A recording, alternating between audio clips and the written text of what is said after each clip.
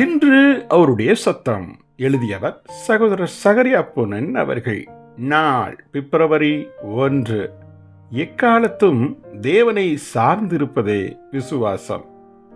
தேவன் மேல் விசுவாசம் வைப்பது என்பதற்கு பொருள் யாதெனில், அவரையே முழுமையாக சார்ந்து கொண்டு அவர் தம் வார்த்தையில் கூறிய எல்லாவற்றையும் அப்படியே ஏற்றுக்கொள்வதே ஆகும்.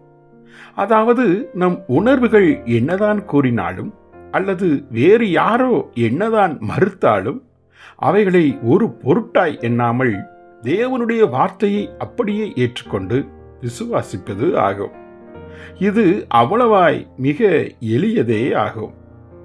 தேவன் மீது விசுவாசம் வைக்கும் பொருட்டு அவரை குறித்த குணாதிசயத்தில் 3 தன்மைகளை வேதத்தில் நாம் காண்கிறோம். 1. அவர் நம்மை சொல்லன்னா சிநேகத்தால் அன்பு கூறுகிறார். 2. அவரே சம்பூர்ண ஞானம் உள்ளவர். 3.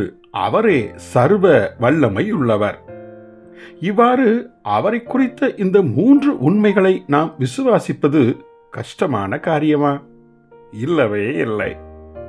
அப்படியானால் நாம் அவரை முழு இருதயத்தோடு நம்பி விசுவாசிப்பதற்கு இனியும் கஷ்டம் என்று சொல்லாதிருப்போமாக. ஏதேன் தோட்டத்தில் சாத்தானின் குரலிற்கு என்று ஏவாள் செவி கொடுத்தாலோ அன்றே விசுவாச வீழ்ச்சி ஏற்பட துவங்கியது. தன்னுடைய நன்மைக்காகவே தேவன் கற்பனைகளை கொடுத்திருக்கிறார் என்பதை விசுவாசிக்க அன்று ஏவாள் தவறிவிட்டாள்.